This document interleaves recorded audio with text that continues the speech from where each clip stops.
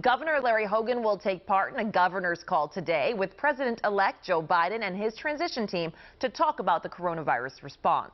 Maryland reports more than 2,000 coronavirus cases for the third time in 5 days. Hospitalizations are up by nearly 100 patients. WJZ is live. Annie Rose Ramos reports on the governor's recent meeting with Dr. Anthony Fauci. Good morning, Annie Rose. Hey, Lynn, good morning. Governor Hogan says that Dr. Anthony Fauci laid out a distribution plan for the vaccine, one that we likely won't see available until the spring. Alarm over rising cases lead to long lines for testing.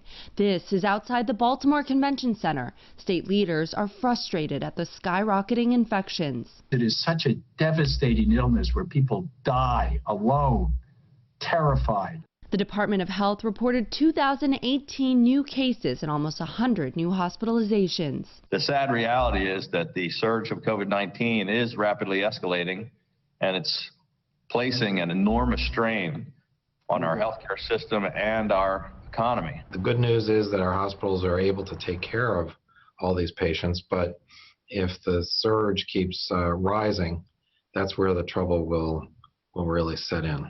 With new restrictions being placed on businesses, the comptroller pleaded before Maryland's pending board for a federal stimulus and says the state should step up. The positive fund balance of $585.8 million is gathering dust in a state checking account. That needs to be moved out the door yesterday because we're losing businesses by the thousands as we speak.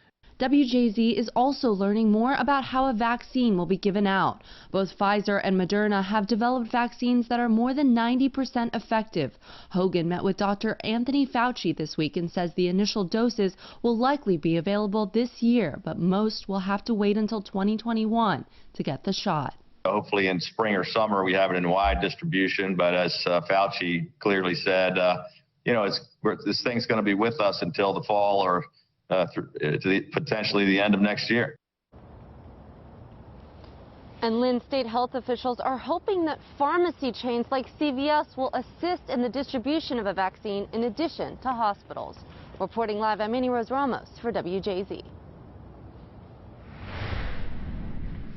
New this morning, a big change for Carroll County schools that return to all virtual learning starting today. It's because of the rising positivity rate and staffing challenges. The board will revisit this issue at a meeting on December 2nd. 6:35 now as the search for COVID treatment continues. Researchers at Johns Hopkins School of Medicine are currently testing one in their clinical trials. Rachel Menitoff gives us a look at how the therapy works and how public can actually help. Johns Hopkins School of Medicine is one of more than 50 clinical trial sites across the country testing potential therapies for COVID-19 outpatients with mild to moderate symptoms.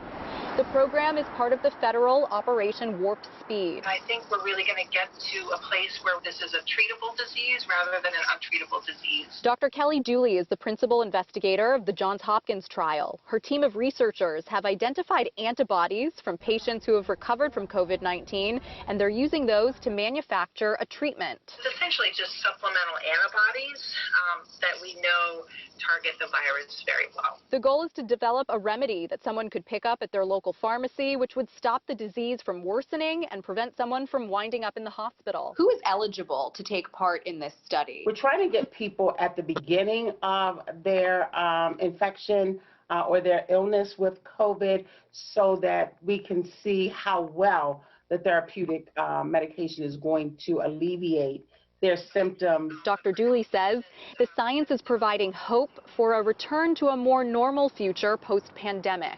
And so now we can start to see this light that wasn't there before. Researchers are actively recruiting participants for this study. You have to be 18 or older, and you have to have a positive COVID test within the previous 7 days with mild to moderate symptoms. If you'd like more information about the study, you can head over to our website, WJZ.com. I'm Rachel Menitoff outside Johns Hopkins Bayview for WJZ.